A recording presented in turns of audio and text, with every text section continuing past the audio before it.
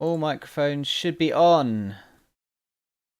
I think everything's working. I'm just going to ping this.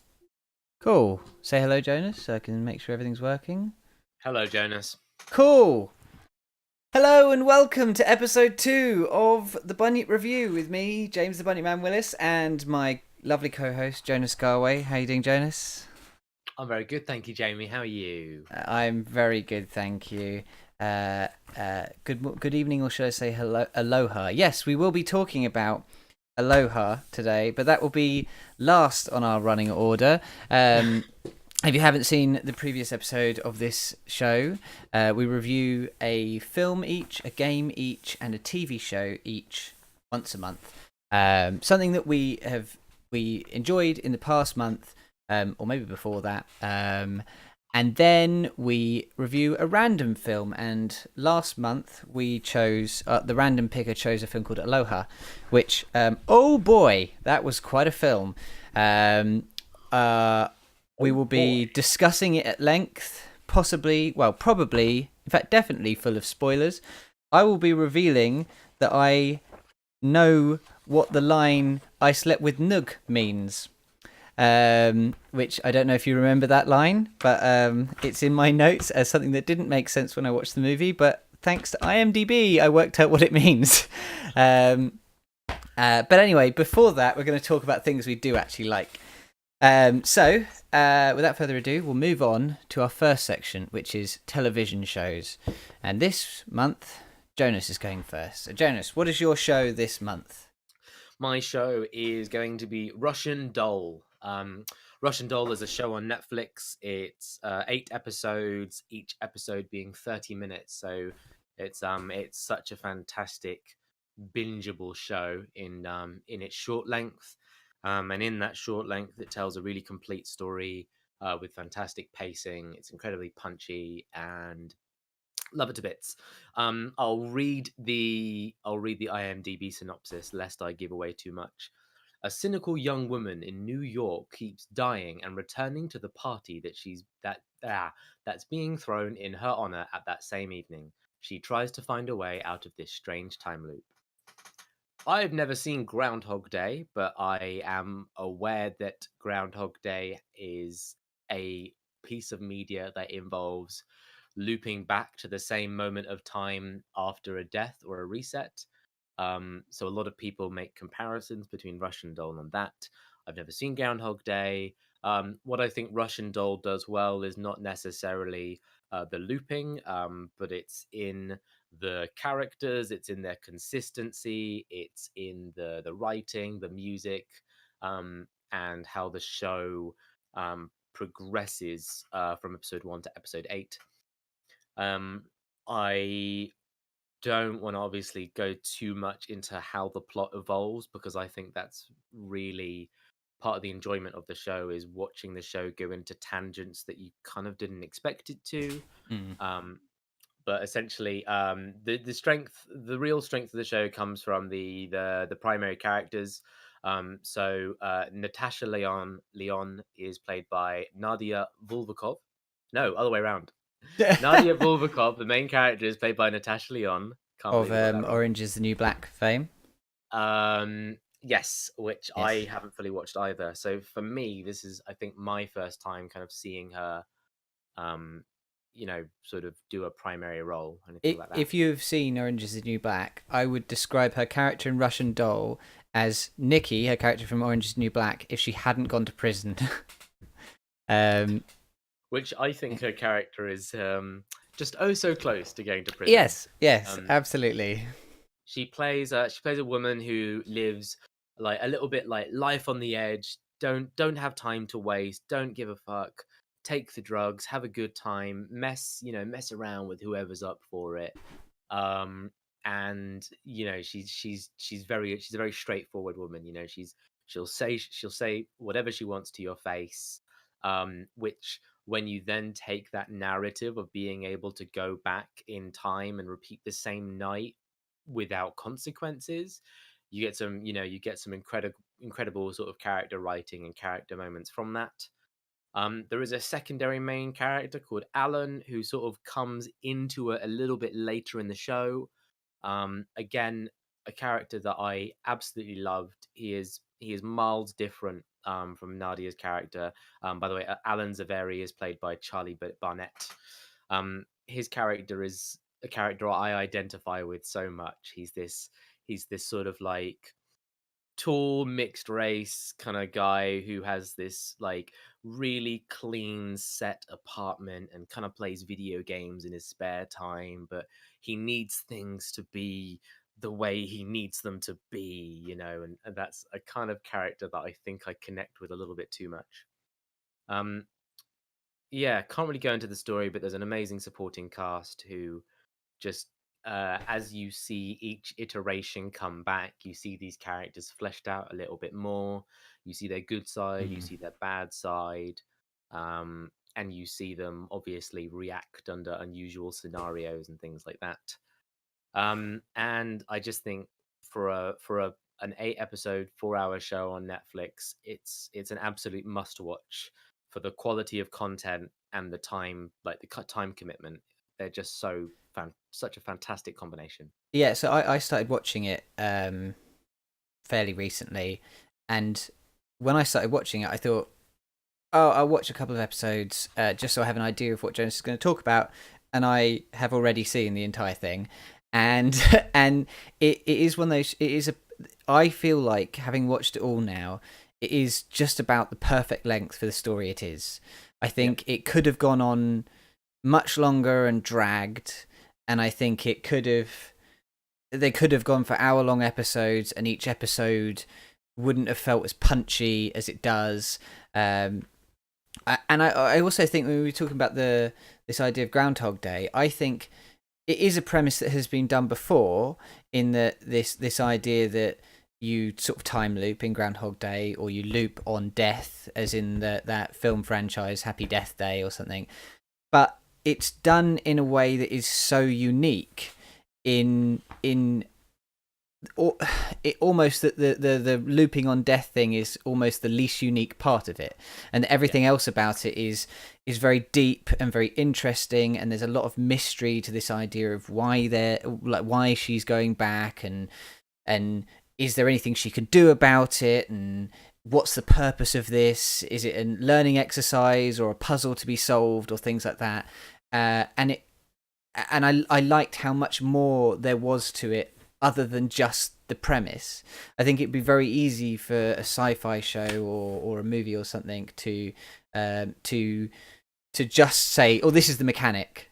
There you go. That's enough for the film," kind of thing. But it chooses to take that and go a lot further with it and add a lot more to it without getting bogged down in the mechanics of how it works, kind of thing, which I really liked about it. I was gonna say, Steltec 1, Edge of Tomorrow.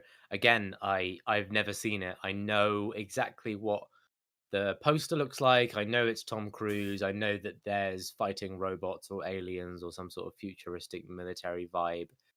but again, just something that completely went sort of under my radar. Um, but I think I just feel really confident that Russian Doll did what it did in the best way that it could have done it. It's yeah, it is like, it does feel like the most polished version of that story I've seen, and the most the story that has the most outside of that central mechanic, which I think is really good. I think it's Yeah. very it's like, it is a very heavily played premise. What if you could do it again? What if you had to relive something and you could perfect it? But they add so much more to that, which makes it worth watching, even if you've seen that premise 100 times before, I think. Yeah, and I think, just to sort of reiterate it one more time, the supporting cast make those reiterations just so incredibly satisfying to see. Yeah. Whether it's the people attending the party, whether it's family members, whether it's strangers on the street who just keep happen, like who Nadia keeps going back to and interacting with based on one iteration. It's just so Well, so enjoyable. that's one of the things I love about it, is that the and it's a credit to the writing and the directing and to their acting. That the loops are the same but different. So because she's doing different things happen in these loops, but the things that aren't really affected play out the same, and you never feel like anyone is inconsistent with that. Everyone is like absolutely consistent despite any of the differences throughout the thing, and that's such an important thing for it to feel coherent. If they'd messed that up, none of it would have worked, kind of thing. Everyone in it, regardless of screen time, has to be on it, and they really were. Yeah. Yeah, the final note was, I said it at the beginning, the soundtrack is incredible. Oh, it is. Yeah. Just, I watch the show and then go find that podcast on Spotify and give it a listen to, because it does a good job of re-evoking as well, like certain moments and certain bits. But that's it. That's all I kind of want to close it off there, so that we don't. So yeah, so we're going to try and be a bit more on it time wise this time, because we rambled a lot last time. So we've both got notes to try and keep us on track. But just, if you were to sum it up in one sentence to someone who'd never seen it before, and you just wanted to encourage them to watch it, what would you say?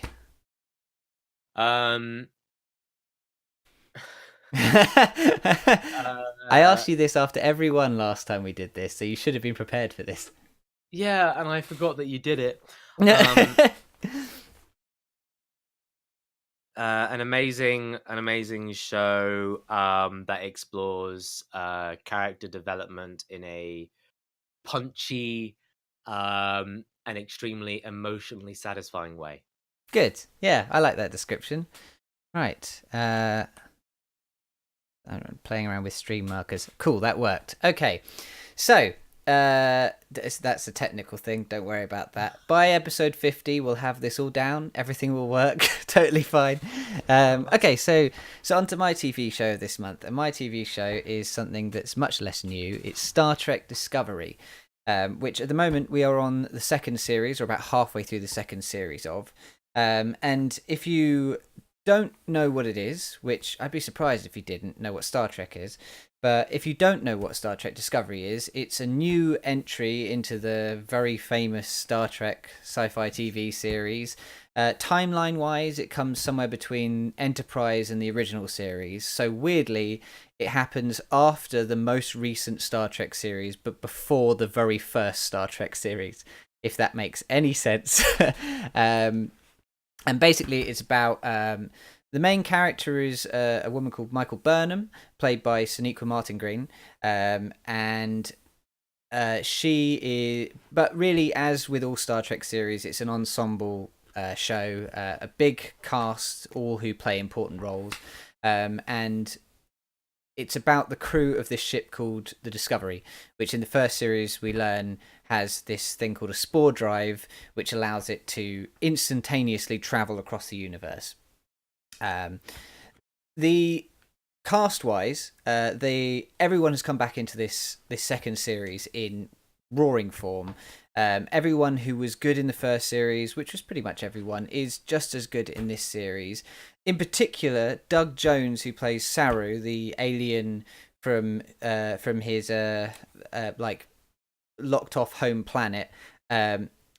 He's really coming into his own in this series. He was good in the first series, but this series he's had a bit more focus, and he's doing a great job. I think that that ability that guy has to play something inhuman and make it really feel inhuman. Like if you've watched any of like TNG or Deep Space Nine or Voyager or anything, and you think like the Klingons are basically like gruff human beings, Saru feels alien, and that guy does such a great job of it. But the real big new addition to the cast is Anson Mount playing Captain Christopher Pike, who is an old captain from. He was basically the captain of the Enterprise before the original series in the canon. Anson Mount does an incredible job of playing Christopher Pike. He's a charismatic, old school Star Trek captain, which is something that felt a bit missing from the first series of Star Trek Discovery. In terms of how this show feels in terms of a Star Trek show, I think there was a lot of complaints about how much they changed the look of it when the first series came out, that things looked too new or too different from the time period that it was. But I really love the way this show looks. I think it looks amazing. It's a great mix of modern graphics and set design with little elements of the original series era production, and it looks, I feel, how you imagine those ships to be when you watch those shows, not necessarily how they were, which I think is the best way to do nostalgia television or movies. I think there was so much complaint from Trekkies, as they want to do, about accuracy, but I actually think that this was a better way to handle that updating for a modern audience. Sadly, they haven't done as good a job plot-wise. Especially in the first series, it was missing some of that. Just a few things that really made Star Trek feel like Star Trek instead of any other sci-fi show. And in season 2, they are finding their footing a bit better. It's getting a bit more comfortable with this idea of the goofy sci-fi that Star Trek was always known for, the ridiculous names of sci-fi MacGuffins and strange mind-reading aliens and things, which in their first series, they went a lot more drama, edgy action. And I think this series, I think they feel a bit more comfortable leaning into old school Star Trek stuff. I think that they feel more comfortable being a Star Trek show, which I think is really good for them. I like that they're giving a bit more focus to episodes that could exist as one-offs.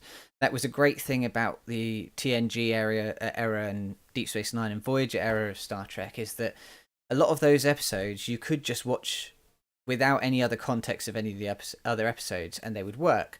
And Deep Space Nine was trying to do a arcing story over the whole series, which was great, an interesting new direction for Star Trek, but it did mean that you missed some of those cool sort of isolated stories.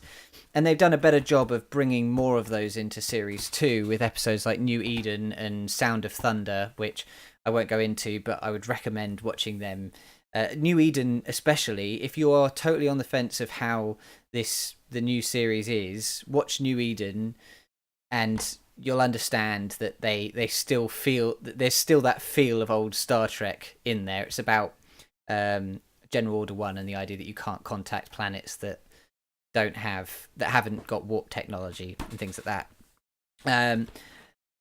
I think in general, during season 1, I think you could have asked the question, should this be a Star Trek show or could it just be any sci-fi show?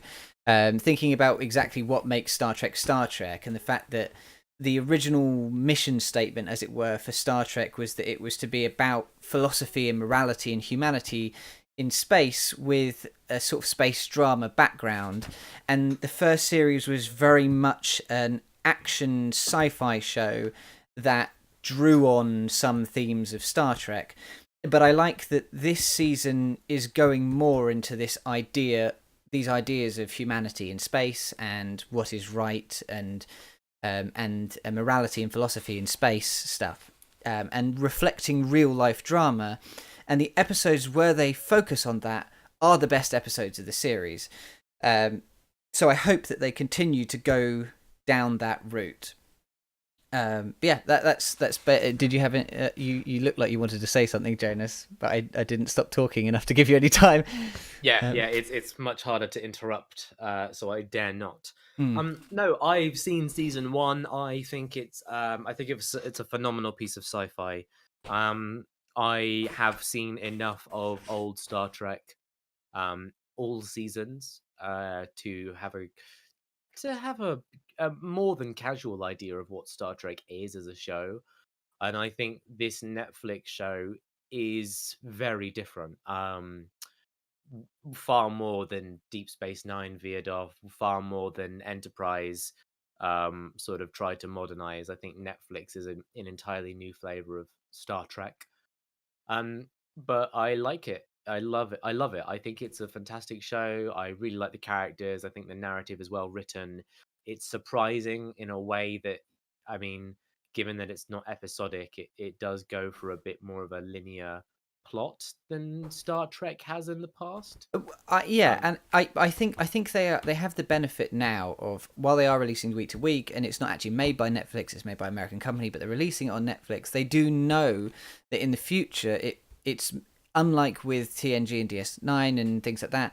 Nowadays, it is a lot more possible to watch all the episodes in order and not miss one. Whereas with TNG and DS9, you had, like, you could only catch them on TV. So if you missed an episode, you've missed it. That's it. It's gone until it next comes around. Whereas they can get away with having an overarching story on Discovery, and people can follow it. They can reliably know what happened in the last episode because they can catch it up on Netflix. And I think that's allowed them to go in this direction. But I do worry that it takes away from some of those things that made Star Trek, which was taking an hour to focus on a philosophical problem. And instead, they take 20 minutes to look at a philosophical problem and 40 minutes to push forward the big drama at the end of the series that's leading to the conflict. And that was a lot of what season 1 was, whereas season 2 is getting better at saying, okay, 50 minutes or like 40 minutes of the episode is the philosophical conflict and 15 minutes is pushing the story forward, or the philosophical story is intertwined with pushing the story forward. And I think that they're getting better at that as they go along. I think it's interesting that they do obviously seem to care about it being part of Star Trek canon and being part of the Star Trek universe. I think they're still working out this idea of how much do we want it to be a Star Trek show. They have some things like, I mean, nitpicky things that Trekkies have with things like canon issues. And sometimes they'll bend over backwards to fix a canon issue, like why there were holograms in the first series and things like that. And then some issues they'll just straight up ignore, like the fact that none of the star dates make sense, or certain characters appear but would have never known certain characters. And I think as it finds its footing, it will get better at all of this. I think the second series is a lot like TNG's second series, and it found its footing. And I hope that it will last possibly as long as that show, so that by the end of it, it will probably have episodes as good as that series. But I think if you're on the fence about it, or you saw the first series and you weren't so sure about it, I'd recommend giving it another go. And if you've never watched Star Trek before, it is a good starting point because you have no prior knowledge. So you won't be sitting there thinking, why isn't this a Star Trek show? Yeah, okay, cool. So that's TV shows for this week. I need to set another marker. And cool, so we're going to move on to video games. So, what's your video game for this month, Dennis? Apparently, my video game is Monster Hunter World. You say that like you didn't know it was going to be that. Honestly, If you no, wrote no, no, if you wrote notes for a um, different game, we can swap it. no, no, no. I know it's Monster Hunter World. Okay, cool. I've thought about changing it to Kingdom Hearts 3, given that I completed it on Sunday. Okay. Well, But it's I up to won't you. talk about Kingdom Hearts 3 because boy, do I want to remain calm. Okay, Um, well we can talk about that next month. I'll care about a different game by then. Okay. Monster Hunter World. I have spent, Jamie, you, me, and another friend of ours, Sebastian, all bought Monster Hunter World together. Oh, Um, is this just your you took this moment to publicly criticize me on stream? I'm calling you out. Okay. Um, we all bought this game with an agreed plan because it was like it's on sale. It's gonna go off sale in one day. We've all got to buy it, and we're gonna play it together. It'll be the next game that we all play as friends. You and Seb have probably played maybe 4 to 5 hours of it. I can find out Um, how long I've played of it. I mean, yeah, I don't actually know, but I don't feel like it was that long. Let me try and simultaneously find out how long I've played it so I can compare.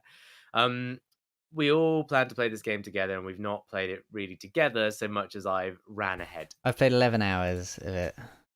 I've played 70, so um, yeah. So I've played a lot of Monster Hunter World in the last month, and oh boy, I freaking love this game. I bought this game when it first came out on the PlayStation 4. And I've barely played this. I've played this probably less than Jamie has played his PC version. I just didn't get into it. I didn't know anyone was playing it. I'd never played a Monster Hunter game before. I didn't really know how to enjoy it, if that makes sense. And I think that's a really important thing when you go into Monster Hunter World is you have to kind of understand what the game is expecting you to do. Otherwise, you'll really struggle with like finding out what the game's actually trying to guide you towards. Hmm. And that is it's this really reliable sort of game loop that I've put so in my notes I put satisfying loop, prepare, kill, and craft. So this game has you run out and do a mission, and the mission is kill a monster.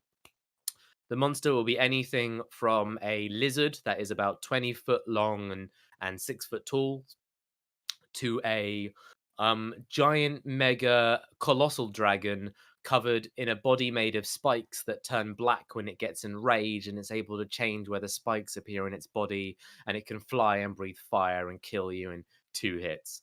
The game's sort of array of monsters is incredibly vast and interesting, and you are tasked with just go out, kill it, come back, and it's that easy.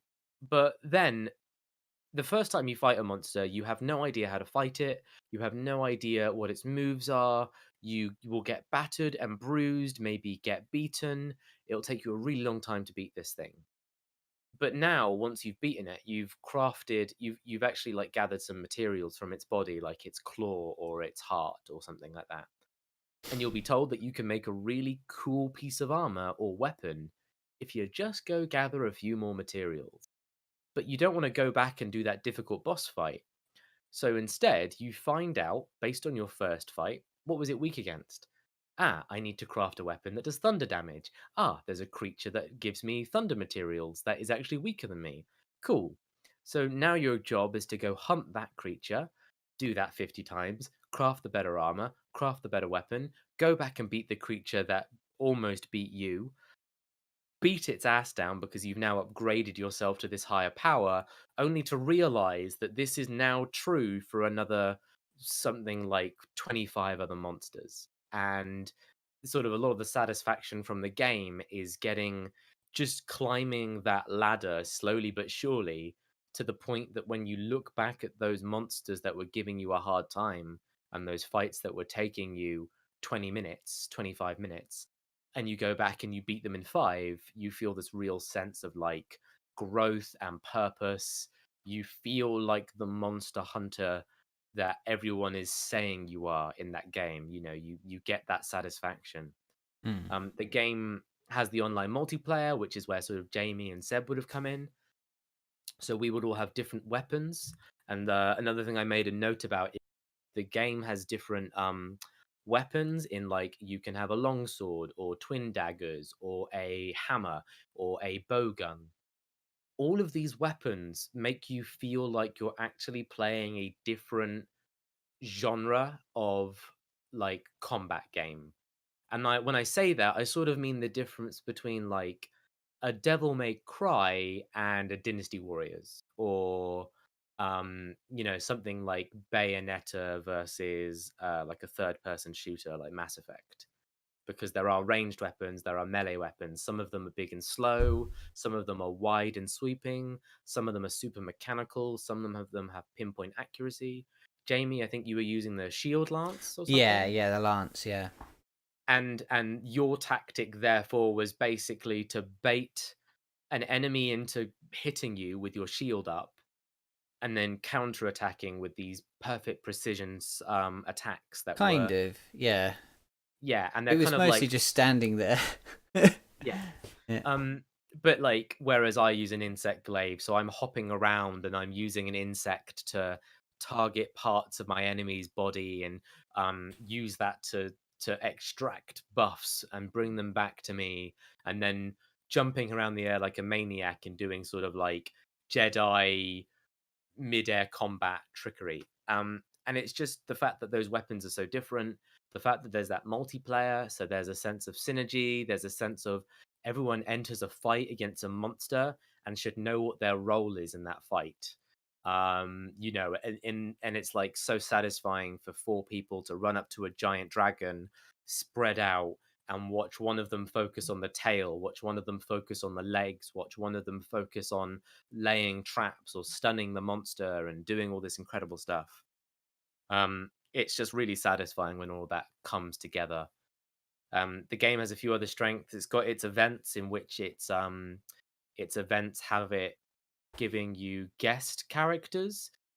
Like, so the most recent one, which I never got to play because I didn't get to the level fast enough, was The Witcher 3, Hmm. where Geralt actually is in The Witcher 3. He is hunting a monster from The Witcher, and his character, his attacks, his model, loads of his mechanics are brought into Monster Hunter despite those things not existing before. That's really cool. Yeah, like you can cast Igni and whatever the shield spell is. Yeah. And of course, no one in the game could cast spells before, but Hmm. Geralt lets you do that. That's really Um, cool. they brought Final Fantasy bosses in, so they brought the Behemoth. And in fact, Final Fantasy did a crossover event. So Final Hmm. Fantasy got a monster from Monster Hunter, Monster Hunter got a monster from Final Fantasy, and the mechanics of the Final Fantasy monster are different. They Yeah. obey the rules of the MMORPG rather than obeying the rules of Monster Hunter, That's cool. making you play in a very different way. Um, you can even dress up as like Dante from Devil May Cry, or dress your little cat buddy up as Mega Man. And yes, this game gives you a customizable cat buddy where you can decide what its fur look like, and the pattern, the color, and the name. And he runs around and says cat-based puns while helping you hunt monsters. Yes. Um, there's so much detail and so much polish to Well, a game that has so this is what I would traditionally. say is that I think the game is great and I do want to put more time into it. The problem is that I have two problems with it. One is that it sort of feels, even though it's not an MMO, it feels that sort of repetitious, grindy, like loop of an MMO. In that, you're right, it is a kill, like a plan, kill, craft game. You go on a loop, keep going until you've got enough stuff to do something, which is great, but it is time consuming. And the other thing is that the UI of the game is fucking horrible. I genuinely had to find a Reddit thread to work out how to use the emote wheel on PC, right? Because the game does not tell you this, and it's hidden in like 6 different menus under a totally different name to what you expect. We had problems with playing multiplayer, where if you tried to play a story mission and it had a section at the story mission at the beginning of the story mission before you started fighting the monster, you couldn't start it together. One person would have to go in, get to the point where they would kill the monster, and then the other person would have to come in. But they can't do it as well unless they've also done this starting bit. It is a good game. Yeah. I just think it should have had that kind of stuff fixed by now. And it has a lot of very strange design choices in everything outside of the game. Like, for example, it is always online, but it has a save feature. So if you leave, it says, do you want to save? You might lose your progress. And I kept wondering, well, why do I have to be online then? Because surely you should just be saving. Like, if I'm online all the time and I'm playing with other people, and then I leave and I don't save and I come back, do I lose all my stuff? What happens? What was the point of being online in the first place? I did find out that it auto-saves every time you enter and leave the hub area, and every time you craft something in the hub area. It's baffling to me that why they would design it like this. I get the point. But that being said, the actual game itself is really fun.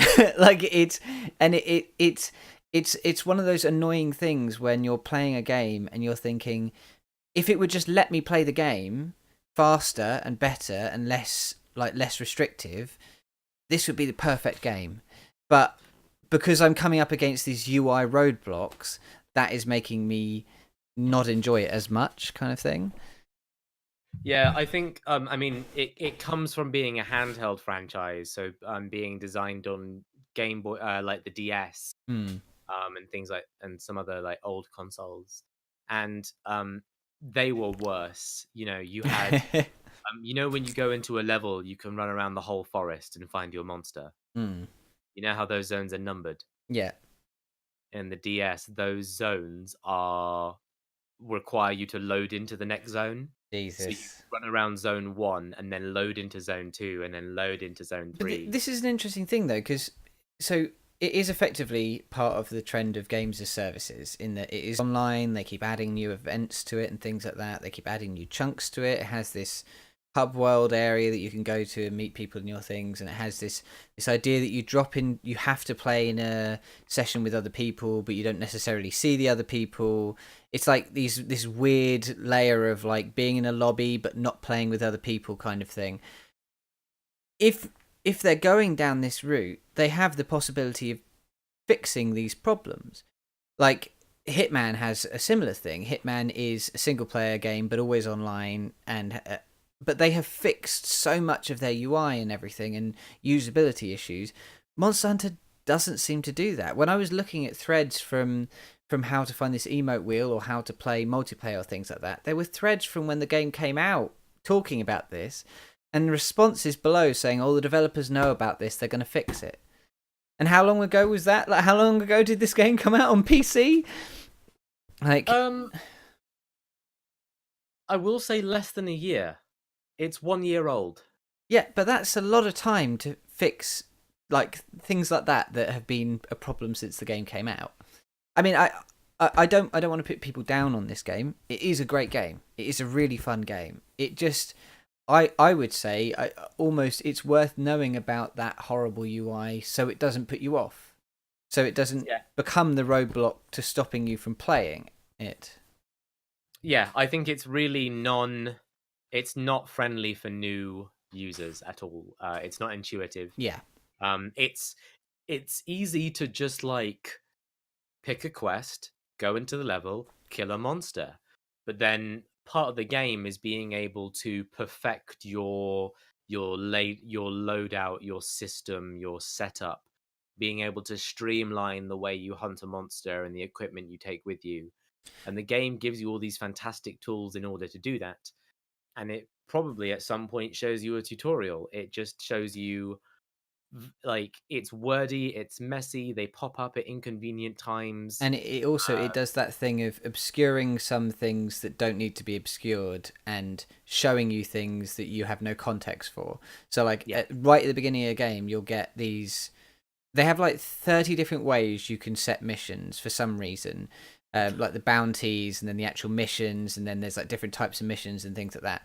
But they'll have bounties for trapping monsters long before anyone tells you how to do that. So you'll see this and you'll think, well, I don't know if I can do that. And then at the same token, you have the weapon trees, and it will stop at tier 3, and nothing tells you that that will increase at any point. It just does at one point. And so you look at it and you think, well, if that's all the fucking weapons, am I done already with this game? And then at some point it just suddenly goes, oh no, there's 30 more now. And if it had had like a little thing on the edge that said more unlocks at this level, or more unlocks soon, or something, or just something that implied that there was more to this, you wouldn't feel like you're about to hit the end. But I remember having this conversation with Stu over Discord, and I said maybe just the lance doesn't have that many options. And Stu said there's 260 types of lance, and I was like, is there? I'm looking at like 10. Like what? And it's if they fixed all these UI options, it would be very user friendly. But they just it seems like it's I don't know. It feels like how you. I mean, going back to the MMO comparison, it feels like how you learn MMOs. That you learn WoW through Wowhead. You don't learn WoW through playing the game. And I don't think that's good game design. I think good game design is that you should be able to play the game and learn it all in the game, kind of thing, and not constantly feel like you have to look outside the game for information. But that being said, the basics of the game are great. Like, yeah. But yeah, anyway, if you were to sum it up for someone in a sentence, how would you go about that? Want to kill big monster good?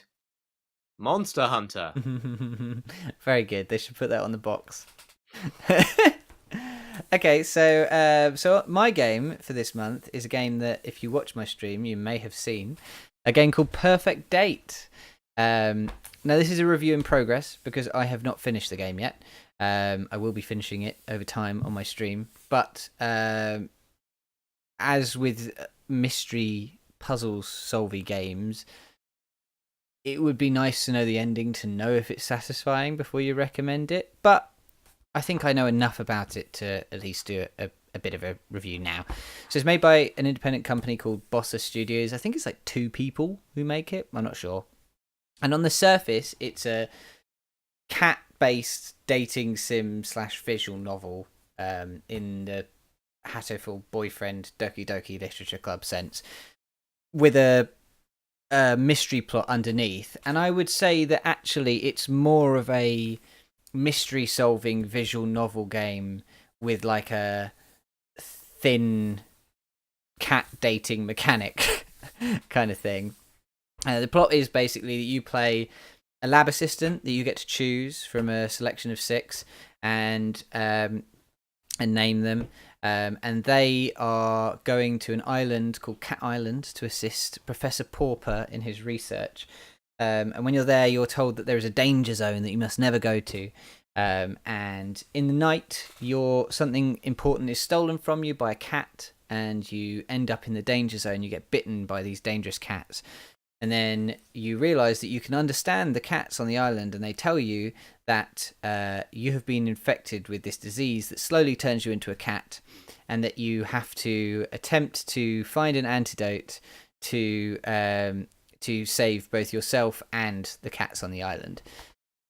The thing about this is that this game is actually incredibly well put together, because you read my notes on this. You've read ahead. No, I am reading Steam reviews, and I would love to share some later. Okay, but the thing is, so this game is actually incredibly well thought out.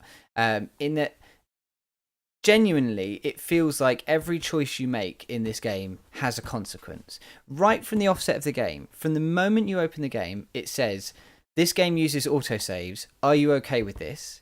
And there's a yes button and a no button, and clicking the no button actually has a consequence, like a story-based consequence.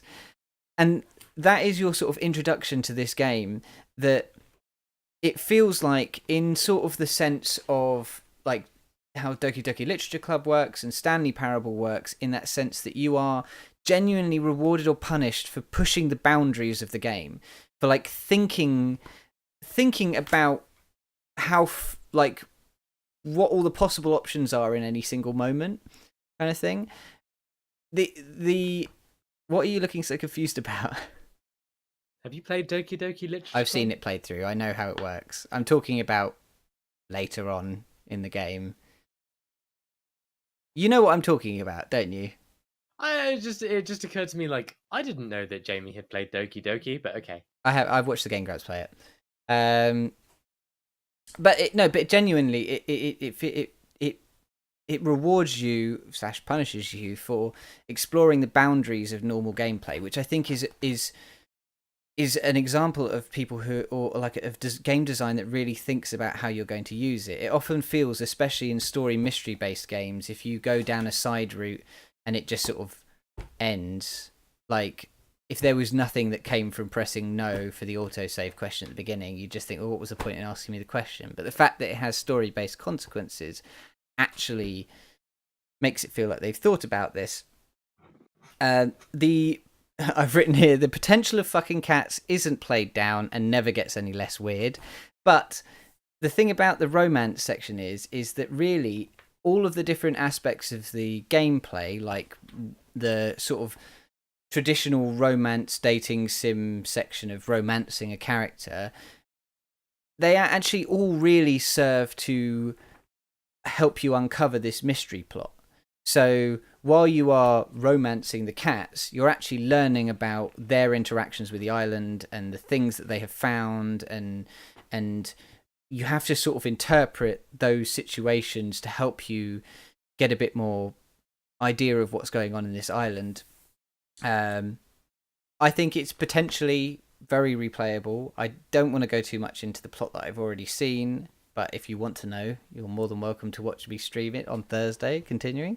Yeah, I think it's very potentially very replayable, and I think I'll come back to this once I've actually finished it and let you know if it has a satisfying ending, because this is not a kind of game I would normally play. But it was free. Well, not free. It was part of a Humble Monthly, so I gave it a go. And actually, I'm actually incredibly impressed with how much there is to it and how it has drawn me into the story it provides. And every part of it fits the theme. The art style is quite sort of off kilter and unsettling. The soundtrack is this sort of strange soundtrack made of the meows of cats and things. It definitely feels like it's a complete package that everything has been thought about under the veneer of a weird cat dating game, basically. Yeah. What the reviews you're reading there, Jonas? Okay, so I'm keeping one. I'm keeping one right here because you got to hear about this. So, gentleman here, or someone here, has reviewed this game. They've played it for 0.3 hours. They've given it a thumbs down. Okay, they said, me and my girlfriend played this game for 5 minutes until we got so bored we wanted to capital die. We wanted cat sex. Did we get cat sex? No.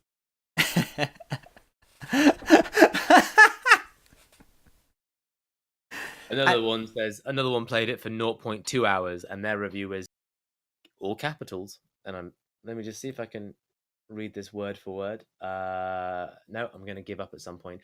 Text, text, text, text, text, text, text, text, text, text, text, text, text, and they do that for about 15 lines. I mean, it is a visual novel. I know. I wouldn't go into it not expecting text. That's what baffles me. Yeah. Yeah, it's a visual novel. But not only is it a visual novel, but it's not in the sense of when you see visual novels and it's just you keep clicking the button and you just read through it, and then the next day happens and you press a button, it's go to school and whatever. Genuinely, there are a lot of branches, there are a lot of questions. You every day, so you have like this day system where you can choose to do scouting missions, research missions, or romance. And depending on what you do in those days, you might not be able to do certain scouting missions, certain science missions. You might unlock a scouting mission via a romance mission. So you don't end up with exactly the same experience to everyone else just by hitting the button throughout the whole thing. It just so happens that it is a novel, and it is a story game, and you learn through the text. You don't. It's weird because the actual like setup screen has you set WS and D keys for movement, but as far as I can tell, they are never used. So I don't know. Maybe they just built it off an engine that uses that by default, and actually it never comes up. One of its primary features on the Steam page is it's localized in as many as one whole language. English. Well, good. Um, Yes, I have it in the Humble Bundle. I saw this game and I thought excitedly, "Oh, I'll get my girlfriend to play this." The girlfriend who fucking loves cats. And so far we've not followed up on that at all. So well, I'm glad that you're enjoying it. I would Uh, genuinely recommend it. I would say if you were apprehensive because you thought, oh, it's going to be a shitty dating game, I would say there's more to it than that. And if you like cats, then great, that's you're in, and then you're into the story. it's That's like good. you wouldn't. It's like, oh, if you're worried it's a shitty dating game, don't worry. It's a pretty good dating Hmm. game. Yeah, barely a dating game, I'd say. Okay. So now we're going to move on to films. For this month's film, what have you chosen, Jonas? Yeah, I want to go see a little indie film at the cinema made by a small, like a small budget group of animators. Don't think there's really much money behind this film. um, go see the trailer to realize that I'm lying to you. It's called Alita Battle Angel. I mean, if you Um, haven't seen the trailer at this point, you've not been near a TV/computer screen. yes. Now, Alita Battle Angel, which I'm just going to do a quick fact check. Alita Battle Angel is based off a manga. Yes, it is. Okay, so it's based off a manga that seems to have been published back in 1993 or something like that, or 1990 to 1995, I didn't and realize that it was based on anything. yeah. So there was a manga called Gun M, or Gunmu, Gun Dream. Apparently, is the sort of translation of that. Anyways, point is in English it was called Battle Angel Alita. Um, I haven't read the manga, although I am a massive fan of manga, so I will read a lot. I will read some at some point. Sorry. The film is sort of set in this futuristic cyberpunk world, in which a in this sort of trash city. And when I say trash city, I mean like the whole city is a slum. The whole city is like corrupt bounty hunters walking the street. No one really lives a good quality life. And they all live in this city on the ground, while up above them there's this floating city where only apparently the most privileged and the most sort of well off of humans can live. I've forgotten the name of that city, but that's the setting. Christopher Waltz, who I think is a phenomenal actor, um, finds a cyborg body in a scrap heap one day while he's just looking for parts. He gives he gives this half broken cyborg a body, and it is Alita. And the stories from there is sort of her trying to scramble her memories and remember what she is. She's a cyborg, which the film defines her as having like a human brain, but everything else is robotic. Oh, okay, cool. So uh yeah, that sort of comes into it in how she develops emotions, and Right, so she's so much more lifelike than what you would expect of a robot character. So there right. you go. um Now, because this is adapted from like a Japanese manga, from one of the old like Jump magazines, and when I say Jump I mean Shonen Jump, which is like Naruto and Bleach and things like that. There is fighting. There is fighting in it. There is some beautiful goddamn fighting. The visuals throughout this film are top notch, absolutely. If you just want to see robots get wrecked in an incredibly like visually satisfying way, um, just go watch this film. Okay, that is what it's very good at. It looks sleek. It looks so polished.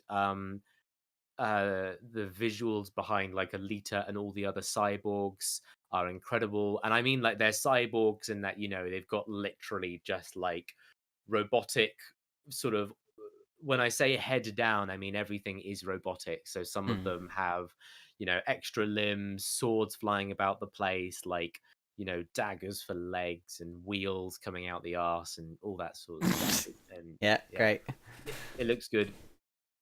It's got an incredible supporting cast with Christoph Waltz and Mahashala Ali taking two lead characters. And they are both phenomenal actors in their own rights, and they do a great job in this film. Really happy that they're there. Um, Ed Skrein, who is the villain from Deadpool, who you may remember him as being the British guy who goes, "You're right, Wilson Wade. Oh, you're a bit of a jump nut, aren't you? Oh I'm gonna punch you yes. in the face and give you Yeah. cancer. In it, mate." Um, yeah, he plays this like obnoxiously Yeah. London villain in Deadpool, and he plays that same character in this film, but with this incredible augmented robot body, and he does the exact same thing. Like, he goes up to Alita and he goes, "Alita, mate, I don't bloody like you, so I've punched your boyfriend with my knife, so you'll come fight me, see?"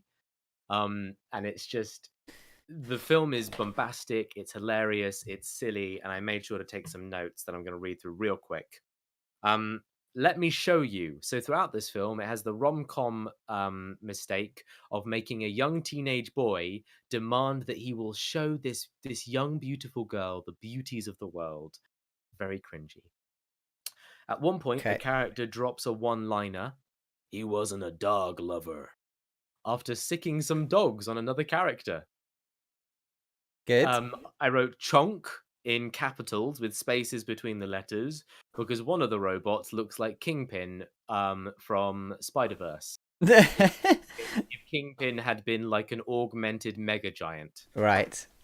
There's a cheesy, rousing hero speech. Christopher Waltz reminds me of if he was a character in Bloodborne. She eats chocolate weirdly. I put creepy, touching, romantic question mark.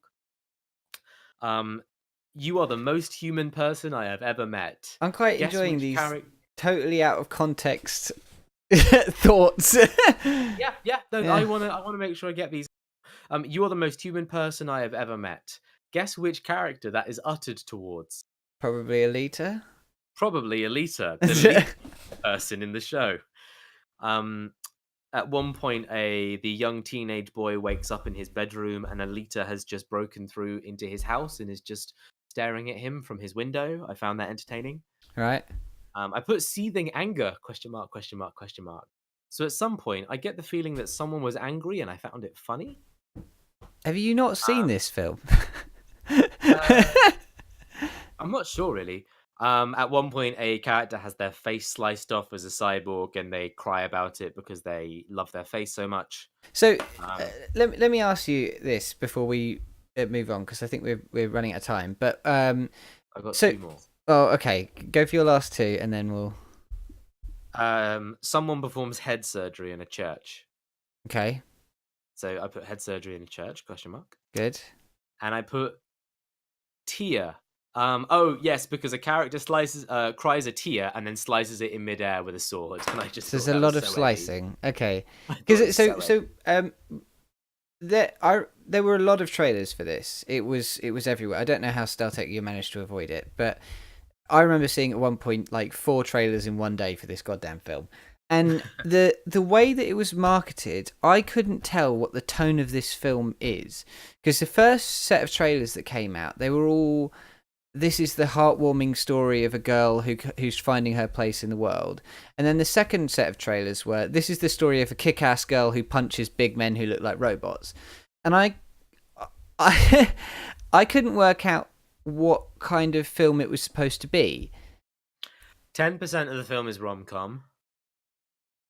10% is triple A Hollywood coming of age. 80% is let's fuck some robots with a sword. Right. Okay. Does that help? Kind of. Yeah. Yeah, I think it's hot trash. I think if it's not a this is a film I'll be talking about for years. It's an enjoyable popcorn flick. He's saying. I think it's like I think it's up there in terms of popcorn flicks. I really do. Um, I was able to laugh at it the whole way through. I couldn't take any of it seriously, but the bits that I enjoyed were definitely worth watching in that environment. Aloha is a film about fucking robots with swords. We'll be getting Yep, to that's Aloha, but first we've got one more movie we need to talk about, which is my movie, which is Green Book, and then we'll be talking about Aloha. So I knew we were going to be talking about Aloha, which is just shit. So I decided to bring out the big guns to counteract it, and I'm talking about the film that won the Best Film Oscar. That's right, I'm talking about Green Book, and I'm talking about racism. You've frozen, Jonas. Are you still? Oh, there you are. Cool. Right, so I'm talking about Green Book, and I'm talking about racism in America. Because of the two people on this stream, I'm the best one to talk about that. There should be a little title saying what you're talking about. That's technology I don't have yet, but we'll be getting to that at some point when this stream becomes better put together. So, Dominic, if you just type Green Book every 30 seconds, it'll appear in the stream. So cool.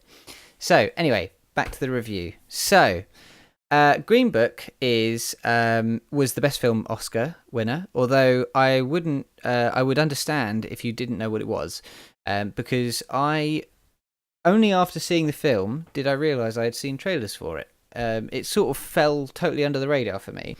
But basically, in the past year, there's been a wave of sort of black rights films due to, as you would expect, the current political state in America. Well, I'm going to talk about that. So this is the thing, is that Hollywood in particular, but movies in general, tend to reflect the situation of the society that they are made in. And in particular, 3 of the Oscar-nominated films that I saw, Black Panther, Black Klansman, and Green Book, all tackled this issue in sort of different ways. Black Panther is about, I mean, I shouldn't have to explain it because it was a Marvel movie, but about this hidden black African nation free from colonization, able to succeed without white intervention, and this sort of look at that kind of society. And Black Klansman is about this subversive resistance to the ultimate face of white establishment, the Klan, and what it feels to be like to be black in a white world and how to fight it, kind of thing. But both of them, I felt, were quite macro looks at this problem that they were looking at.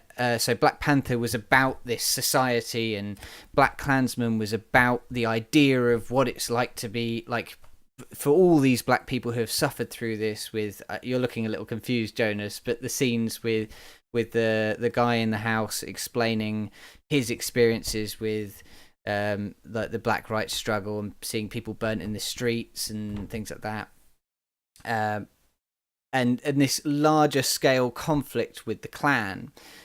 Whereas Green Book, what I quite liked was it was a very zoomed in micro view of this problem, and really the film is about how does an individual black person make a success of themselves in an inherently racist system, and is succeeding despite the system enough to be considered fighting it, or must you actively work against the system even if it costs you everything? So the film is about a working class Italian American bouncer called Tony Vallelonga, played by Viggo Mortensen of Lord of the Rings fame, Aragorn. Although I didn't even recognise him when I saw this film. He looks totally different, and he's fucking great in it. And he becomes the driver of an African-American classical pianist called Dr. Don Shirley, played by Mahershala Ali, who was in Iron Fist. He's... what's the name of the mob boss in Iron Fist? Who owns the club? Okay, Not Iron Fist, sorry. I think I need to stop you. Yeah. Luke Cage, sorry. The mob boss in Luke Cage.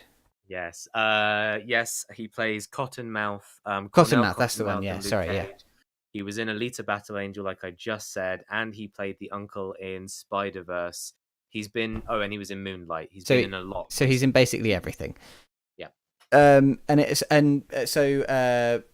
Tony is taking Don Shirley on a tour of venues through the American South in the 1960s, which, as you may know, is not the greatest place to take a black man. The film is based on a true story. It actually did happen, and at the end of the film they show photos of the two of them as they were, and I think that adds something to it, knowing that it wasn't sort of played up to be worse than it was, than that it did really happen. In a similar way to Black Klansman as well, this idea that it lends a bit of authenticity, knowing that it is based on a real story.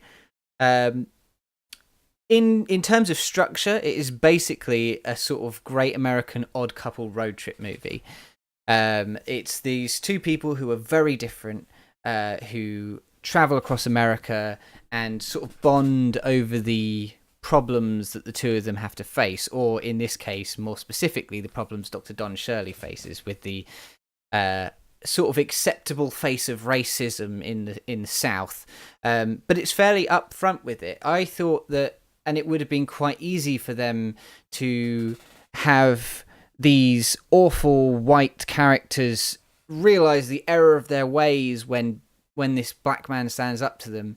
But they don't play it like that. They play it like this one man isn't going to change an entire lifetime of racism from these people. And I think that that's a better way of showing the impact on sort of the black experience in this time. I don't think that any, and you can weigh in on this, Jonas, but I don't think any black person believes that they themselves is going to change a deeply racist person by their one interaction. And I think that that is a good way to portray it in a film. But the sort of tackling of the racism issue, I think, is, while that is handled very well, I think the reason this is such a great film outside of that is that it really focuses on two characters the entire time, Tony and Dr. Don Shirley. And the way that they've created, well, I say created these characters because they're based on real people, but the way that they've presented these characters is so nuanced. In terms of Dr. Shirley, he really struggles with the idea of, I don't know how to explain it in a concise way, and maybe I'm not doing the best of justice in this short sort of explanation of it, but he spends the movie struggling with where does he fit between the sort of black and white worlds, in that he is a classical pianist, and he wants to perform in fantastic establishments, but he has to perform for racist white people who, there's a scene in the movie where even though he is the guest of honor at this restaurant that he's playing at full of rich white people, he's not allowed to use the white bathroom, and things like that.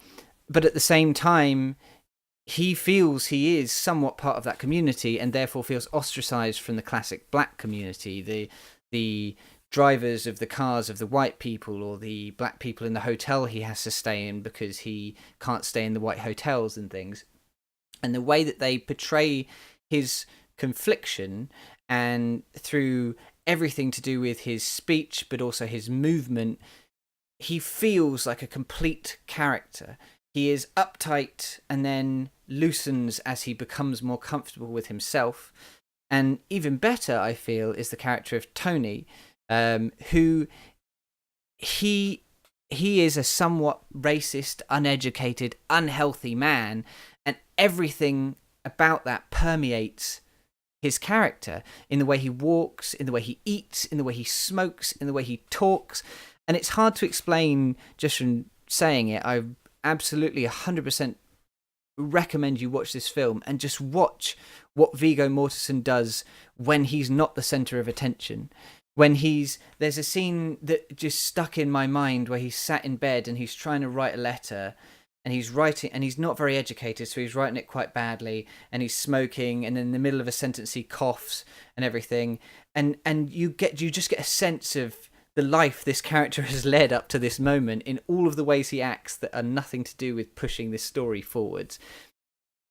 and the chemistry between the two of them is great, which is so important. And I think why it won these accolades is that this film is, regardless of this bigger narrative about racism, it is about these two people, and they're so well put together, but that helps bring forwards this experience that they are trying to bring forwards.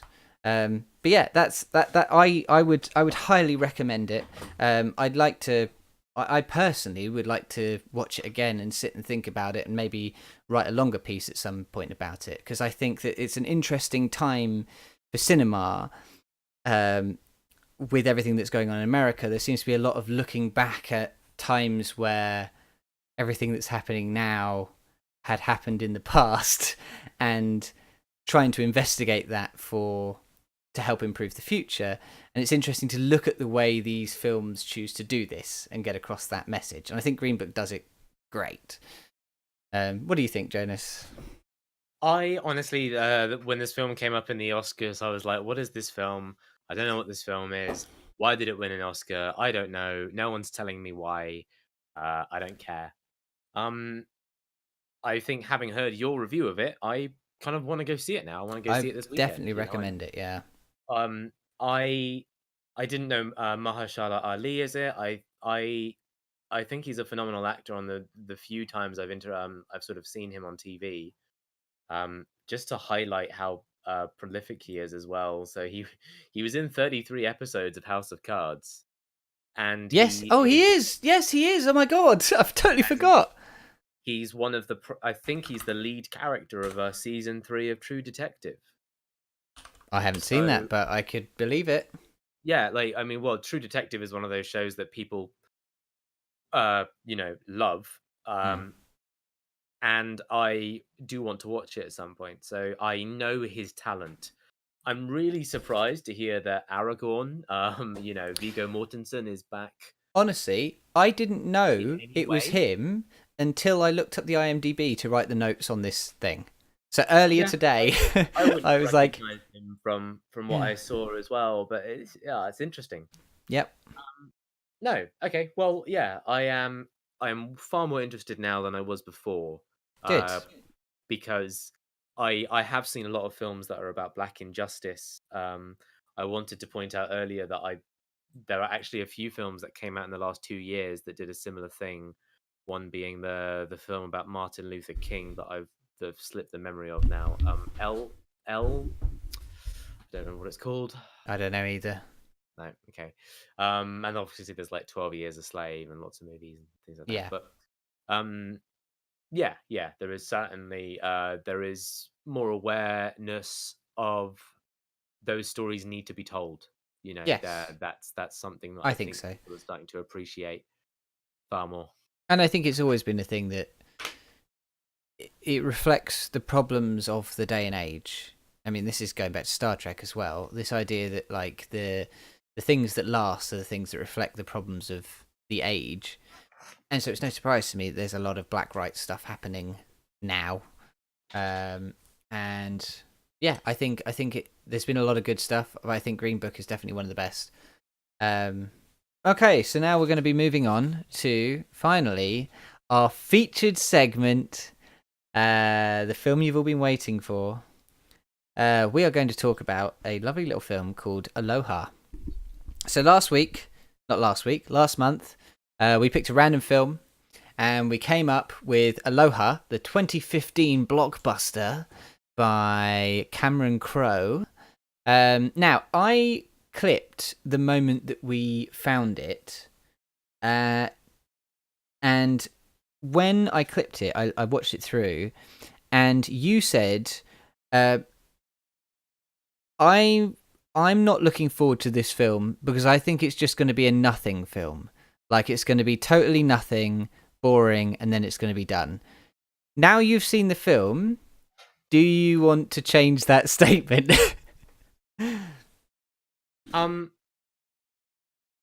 Okay, Jamie. I have a way of how I want to review this film. You ready? Right. I'm just going to read out the messages I sent to you while No, watching no, the no, film. no, no, no. We're not going to do it that way. I'm gonna run through the entire fucking plot, okay, from start to finish, because I think I would not recommend anyone ever watch this film. So I am going to give you the experience of the film in a condensed, what I can vaguely gather from what I've seen. I watched the film. I took notes while I watched the film, and I'm still not quite sure what happened. Okay, so we're going to go through this film plot point by plot point, so you don't have to watch it, and we're going to explain it. But when we get to the points where your messages come up, Jonas, you can read the messages you sent me. Okay, but yeah, okay. So I want to start by telling you the cast of this film, because fuck knows how they got all these people.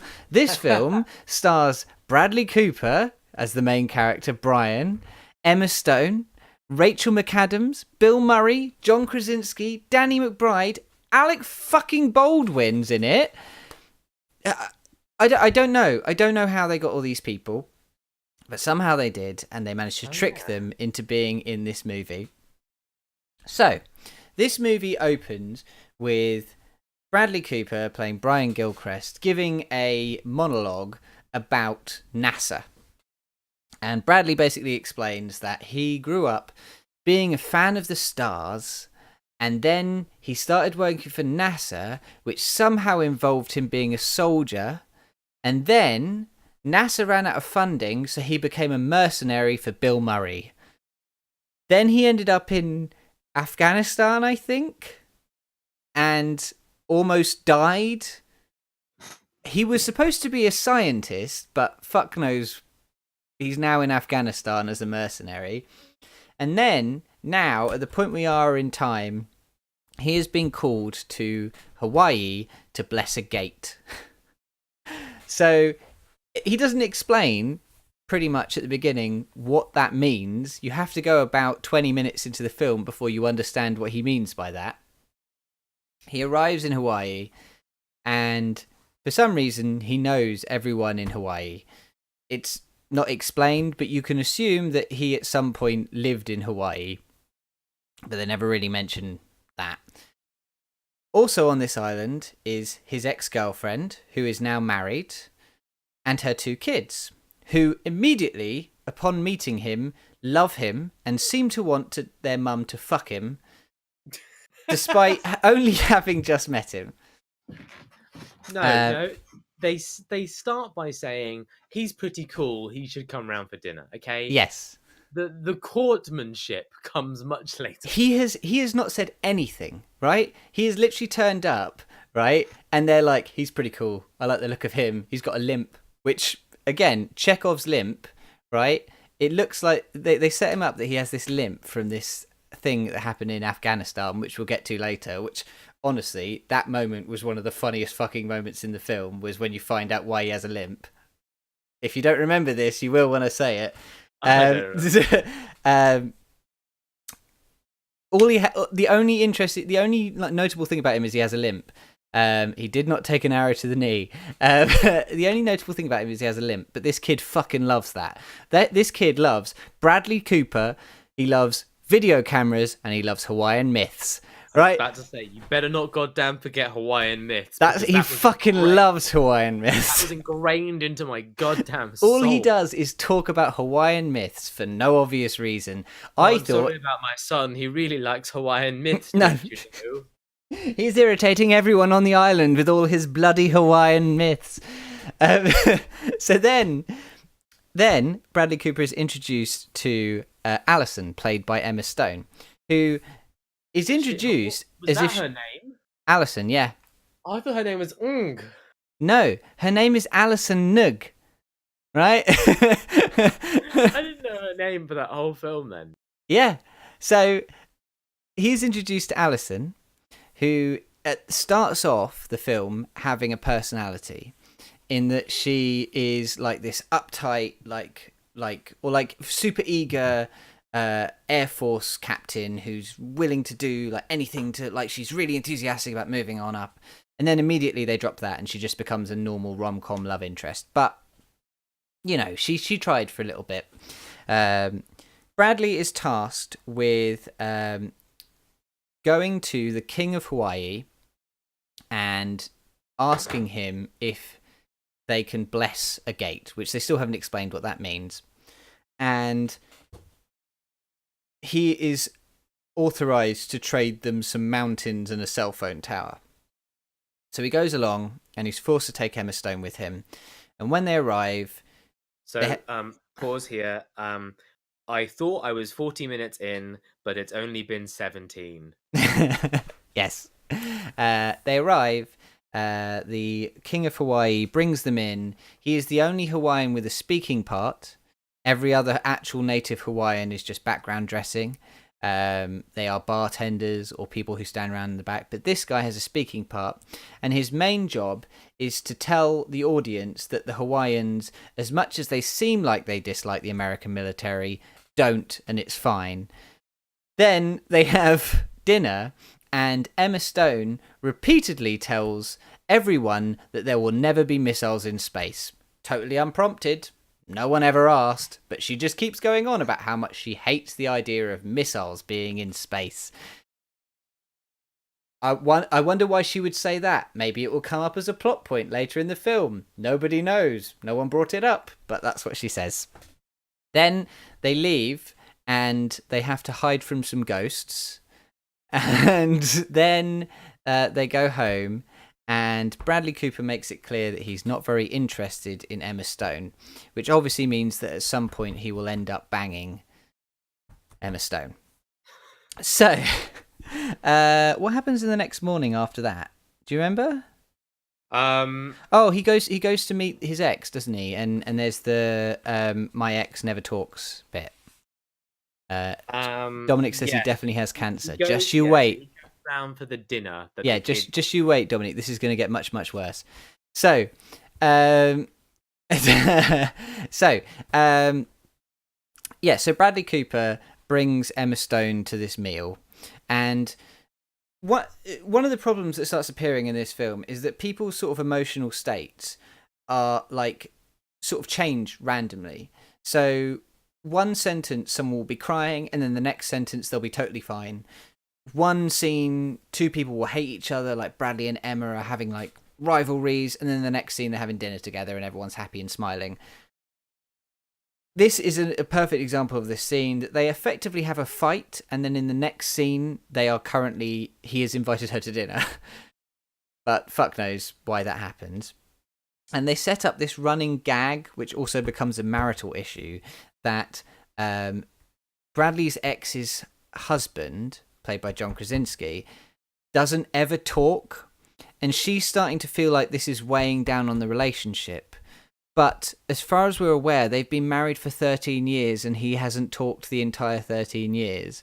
And this has only just become a problem now, now that Bradley's here. And they set up this gag where he comes into the room and then he taps Bradley on the shoulder and then he leaves. And she goes, "See, he didn't say anything." And Bradley's like, "He said loads of things." And then he goes into all the things that all of the tap on the shoulder and everything meant. And this comes up later on in the movie, and it's so hilarious, such a funny gag. Then all of the family members, all the kids sort of inexplicably talk about how much they love Bradley Cooper. At one point, the son, having known Bradley for 2 days, tells him he loves him. That's all pretty weird. And then we get our first hint that this movie is actually a Christmas movie, which comes out of fucking nowhere. We are taken to a Christmas party on the base. When we arrive at this Christmas party, everyone's having drinks.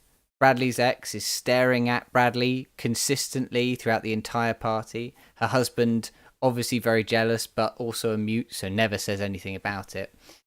And Alec Baldwin makes his first appearance in the movie, where he comes up, threatens Bradley briefly, and then leaves.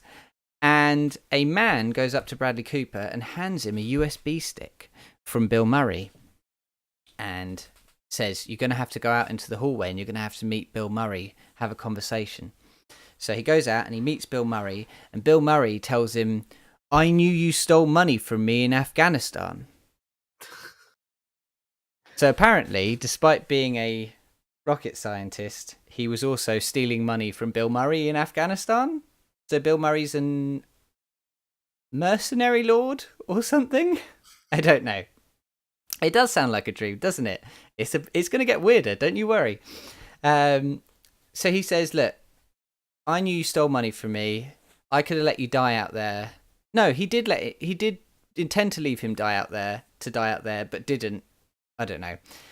So then he goes, right, you're going to do what I say. You're going to look at this USB stick, and then you're in my pocket from now on. And Bradley's like, okay, fine, whatever. They go back inside, and Bill Murray proceeds to creep on Emma Stone for an uncomfortable amount of time. It's at this point at 9:36, I send you 2 messages.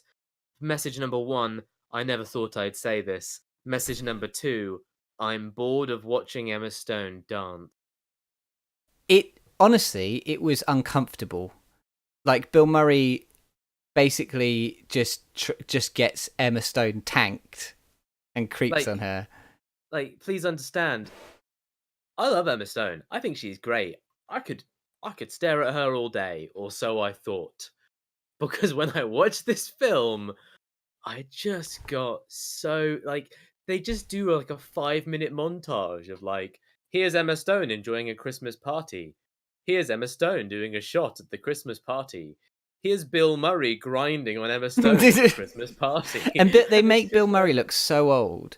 He looks like he's like her grandfather. Like, it's horrible. It's really, really fucking bad. And so, they do like the fake billionaire thing of making it so he always wears a jacket with like a t-shirt, and sunglasses no matter what situation he's in. And he's being followed around by a woman who I can't tell if she's interviewing him for a magazine or she's his secretary, because she keeps asking him like really weird questions, and he keeps going, "Oh no, I'm not going to answer that," but she's always there. I don't remember that character at all. That shows how much of an impact she had. So then after this, Bradley gets upset that he's been bullied by Bill Murray, and then Bill Murray's attempted to shag his potential girlfriend. So he goes back to the hotel. He opens up his massive laptop and he plugs in the USB stick, and lo and behold, the satellite that Bill Murray wants to launch into space has nukes on it. And despite all this talk out of the blue earlier about the fact that there will never be nukes in space, it turns out there may very well end up being nukes in space. Oh, he must be so conflicted by this, right? What a shocker, right? So, and he knows that Emma Stone doesn't like nukes in space. It's one of her only personality traits. Because she said it earlier, didn't she? Yeah. She said it like 5 times earlier. Totally unprompted as well. Damn. So then Emma Stone comes home. She's a bit drunk, and she climbs into his room, and that sounds weird. That's the least weird part of the scene. Climbs into his room, and Bradley like hides the nuke drawings, and she says she starts flirting with him, and as part of her flirting, she says, "What's it like to be shot?" Which, classic flirting line. And then Bradley sort of goes into like a flashback, and we learn how he got his limp. It was because in Afghanistan he had a missile fired at him, and there's this frankly hilarious scene of Bradley just staring up at the sky and accepting death as a missile hits him. Which I thought was, I just laughed out loud at the absurdity of it. She's like getting all sexy with him, and then she's like, "So, what's it like to be shot?" And he gets up and he goes, "I was in Afghanistan. This missile got fired at me. I stared at it and accepted my death." And then she's like, "Oh, hey." It's meant to be this moment where like you get this deep in look into a man's depression, and like, you know, essentially he wanted to die. He was sort of trying to have an easy suicide. Well, but it's in the middle of it's a pre-coitus scene. Well, there's 2 things to this. Is that one, the emotions change so quickly. It goes from sexy to weird to depressing in like lightning speed. And the second thing is that it's supposed to show like we finally get the key to who he is. But really, the only after effect, seemingly, of this missile attack is a limp. He doesn't seem to have any emotional trauma or like any like, oh, I lost some of my best friends that day, or oh, I still have this shard of shrapnel. No, he literally just has the limp. And so this whole dramatic scene out of nowhere is just explaining his fucking limp. And when she says, what's it like to be shot? I don't think she meant by a fucking missile. I thought she meant by like a bullet. Like, but yeah, so then after this out of nowhere batshit scene, it cuts back to the two of them in the room, and then as the second part of her two-part flawless flirting strategy, she tells Bradley just how much she hates nukes in space. Just to really just to rub it in again, totally unprompted. Like Brian Gilchrist. I don't know about you, man, but if there were nukes in space, I'd be so sad. And he's like, better shut her up. So then he explains to her a concept called sound transducing, which up until this point in the film has never been mentioned. Because he's the famous scientist who invented it. It turns out that he famously invented sound transducing, which is the concept of sound in space. And Emma Stone fucking loves this. This gets her wet. And so, and so they bang. The next day, Emma is going for a jog. And as she's jogging, she jogs up to the house of Bradley's ex, and she goes, I should leave a message. She goes in, and the two kids are left alone. And the son, I'd just like to point out that at this point I send you a message in which I screenshot monitor right. Emma Stone's about to run into the house, and on monitor number 1, Monster Hunter. We're about halfway through the film, Steltech. I know, it feels like an eternity. So Emma Stone runs up to the house, and the son is in there, and he's watching footage he's recorded, because if you remember, his 3 personality traits are loving Bradley Cooper, Hawaiian myths, and video camera. And so this kid is sat there watching footage of his camera, and what he has on the screen is quite high resolution, quite well lit, very close up footage of a secret truck driving onto a military airbase. And how the fuck he got this footage? Nobody knows. But Emma Stone immediately determines that this is them delivering nukes to the satellite, right? And she's thinking, fuck, they're going to put nukes in space. That's the one thing I hate most of all. I've just seen this truck, and it's got to have nukes in it. There's no other option. How this kid found out, and no one else did, we'll never know. But anyway, that's the MacGuffin that allows her to find it out. Turns out him videoing everything was worth it in the end. So then she goes, this is unacceptable. I'm going to go tell my base commander that I'm resigning, because I can't imagine why they would... I can't believe they would send nukes into space. So she goes to talk to her base commander, played by Danny McBride, and she says, I'm going to resign. And at this point, we have the first of 2 jokes that made me laugh purely on the basis of just the joke. It's a rom-com? So she says, I want to resign. And Danny McBride says, resignations are a Monday thing. Today's Saturday. I'm here having a barbecue. I'm here with a baby called Don. You ever seen a baby called Don? And it just cuts to this picture of an old looking baby. And that made me laugh. That made me laugh out loud. Because it was just so fucking stupid. And so basically Emma Stone says they're going to put nukes on this satellite.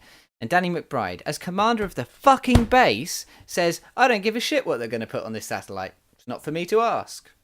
Remember this. She tells him, and he says, I don't give a shit. right? That's effectively tacitly saying, I know it's going to happen. So then she goes, well, God, what am I going to do? I guess I'm going to, I don't know, have a fight with Bradley Cooper. So she goes to dinner with Bradley Cooper, who's brought this dumb fucking hat, and thus proceeds like the possibly worst flirting scene I've ever seen in a rom-com, where Bradley Cooper tries to convince Emma Stone that a sun hat with sunglasses built into it is an acceptable gift for anyone ever. Do you remember this? What I remember is he puts the hat on her head and then proceeds to go into the most generic, oh boy, I don't usually do long-term relationships, but what if we did a long-term Yeah. relationship? So he does that entire 5-minute monologue while Emma Stone's face is covered with the hat. And Yes. we, the audience, are meant to be confused as to whether or not she is excited and happy to hear this wonderful admission, albeit resistant admission of love, or whether or not she is containing her her conflicted emotions over the fact that there are now weapons in space. And if you didn't know, she doesn't like weapons in space. Well, this is the thing, and Dom said, "Is this worse flirting than PTSD flashbacks?" I would say arguably yes, because the way that he tells her he wants to be with her is by basically saying, God, if I could do anything not to be with you, I would. But want a date? It's like, if I could be anywhere else, and normally I would be anywhere else, I'd be somewhere else. But right now, I can't, so wanna fuck? Here's a stupid hat. It's so badly written, it's so poorly written. So then she responds with saying, you knew about the nukes in space. She's got no way of knowing that he knew about the nukes in space. The only way is that she sort of tangentially linked the satellite to Bill Murray, to him, to he definitely knows and is complicit in putting nukes into space, right? And that's enough for her. She's fed up. So, but she doesn't have time to escape, right? She wants to leave, but she doesn't have time to escape because today is the blessing of the gate. Oh, and I'd just like to point out that Brian Gilchrist or Bradley Cooper at no point just kind of puts his hands up and says, I found out last night on a USB stick and I haven't had time to have this conversation with you. I'm sorry. Yeah, well, this is the thing about Brian, right? Is that Brian never defends himself. At any point in the movie where he could just explain his way out of a situation with evidence he has in hand, he never does. Right? This will come up again later on in the movie, but there are multiple times where someone accuses him of something that he definitely didn't do, or that he did in the right, and he just goes, "Yeah, fair enough, fuck it, yeah, you got me." No, like for example, when Bill Murray threatens him about the Afghanistan thing, and he just goes, "Yeah, fair enough, give me the USB stick, fuck it." Like, okay, fine. So he's a bit of a yes man. So they go to the gate blessing, and it's sort of getting to the point, like that emotional break point where they have to be together for work, but they're also kind of miserable. And then a guy drives up in a car, opens the door, and shouts, Brian, get in the car. And you, and points to Emma Stone, you too, get in the car. And they get in the car, and he says, what's wrong? And they're driving through the streets, and he says, the Chinese have hacked the satellite. You've got to come fast. Oh, fuck. And suddenly it shoots up into gear because the Chinese have hacked the satellite. And all throughout this scene, which is cut like an action movie, is the calmest, like, ukulele music. Like, it's like ding, ding, ding, ding, ding, ding, ding. As like people are driving through, it's quick cutting through the streets and things. And so they get to... What were you going to say? At this point, let me just read you 4 messages that I sent that I think were throughout this scene. Yeah. So, soon after this, I send you, since when was he a fucking hacker? And then I send you, what is this music? And then I say, these cuts between Satellite, Hawaii King, Emma Stone being sad, and a celebrating billionaire are jarring. So that's from the next coming scene. Yeah. So they arrive at the base where the satellite is, and everything's going to shit. People are wandering around control rooms. They're like upset. Bill Murray's miserable because everything's going wrong. Bradley pulls out a laptop and he just starts typing away. And I've got a quote here somewhere from it. But I say they're freaking out. Actually, everyone seems sort of relatively calm, especially the people who know there are nukes on this satellite.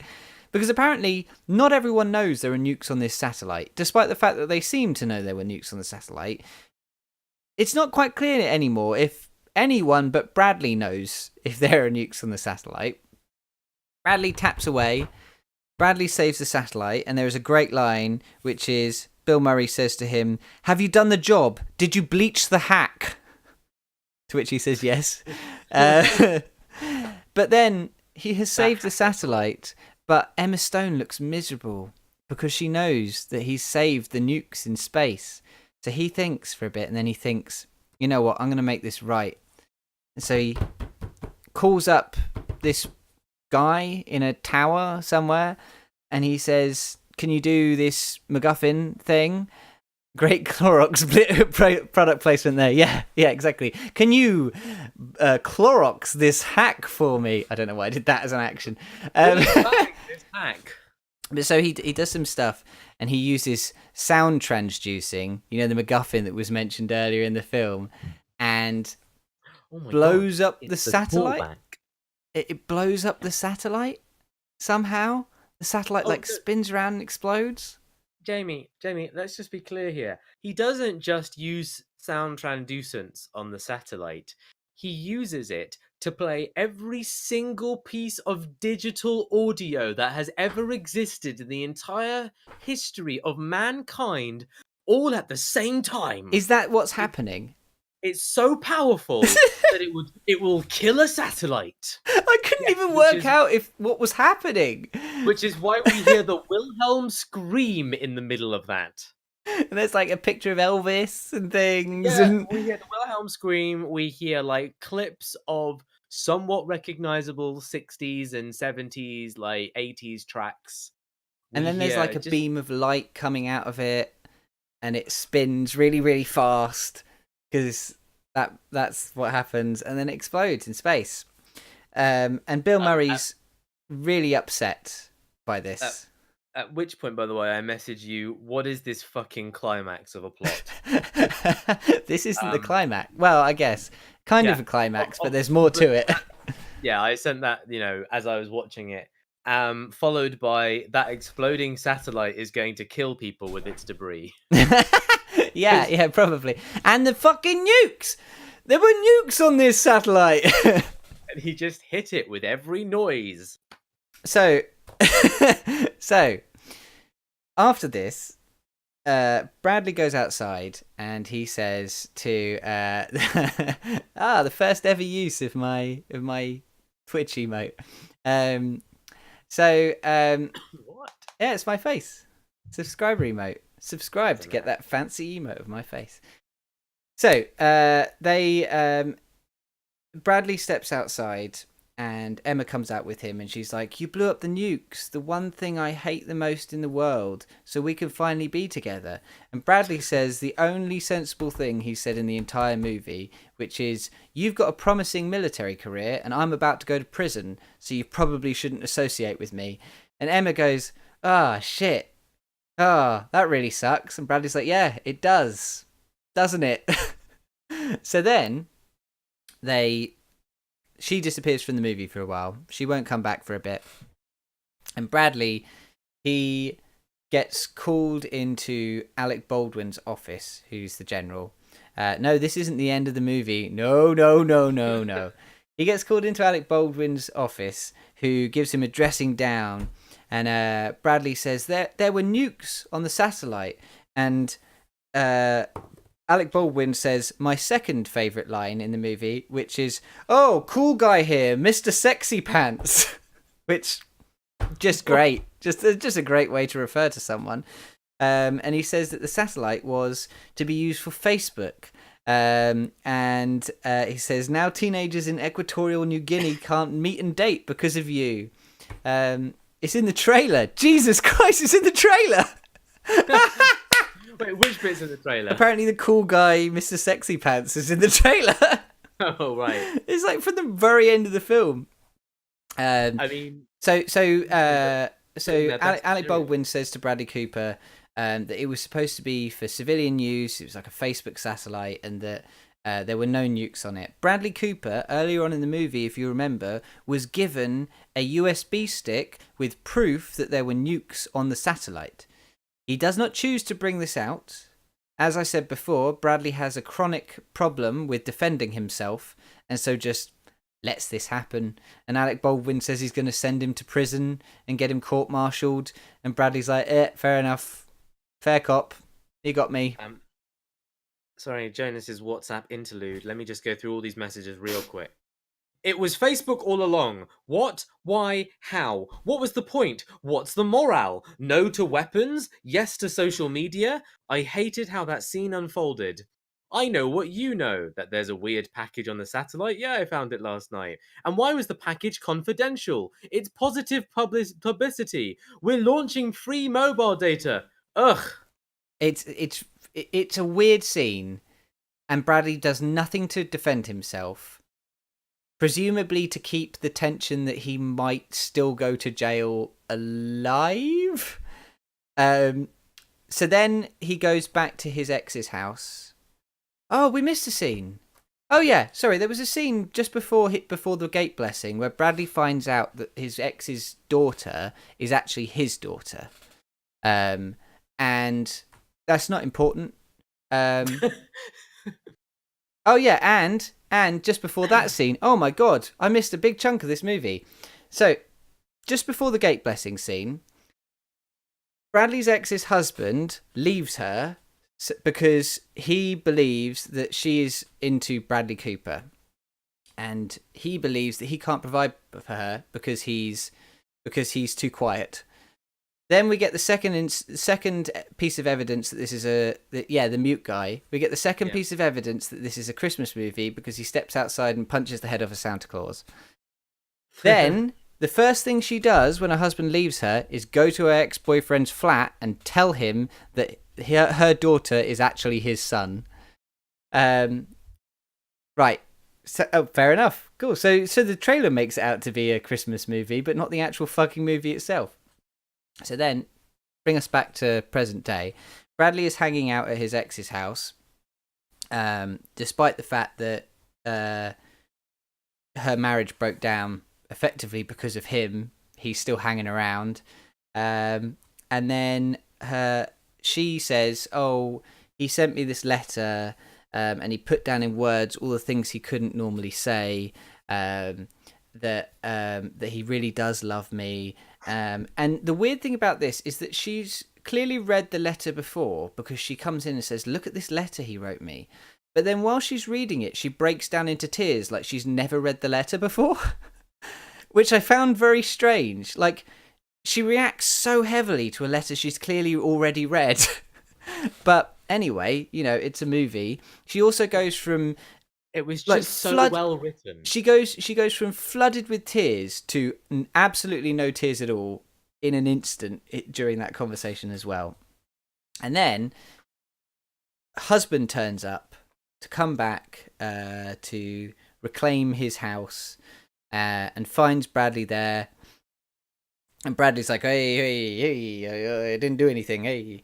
And he goes in for a hug, and they come up with the payoff for the understanding the silent guy thing, which is they hug, and throughout the whole hugging thing there's subtitles saying what all of this means.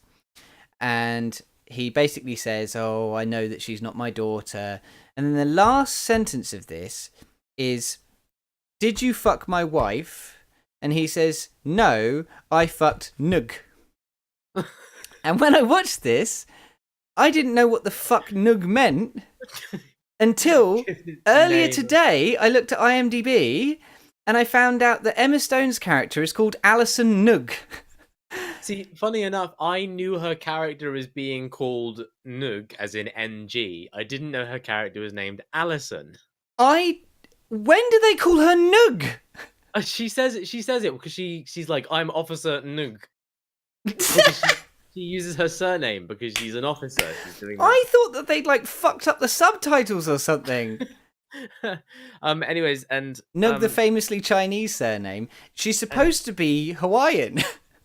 and just, I think she insists that she's quarter Hawaiian at least Yeah. 3 times in that film. Yeah, she's enough Hawaiian to do stereotypically Hawaiian things without being offensive. That's her character. Again, on WhatsApp at this point, I send you.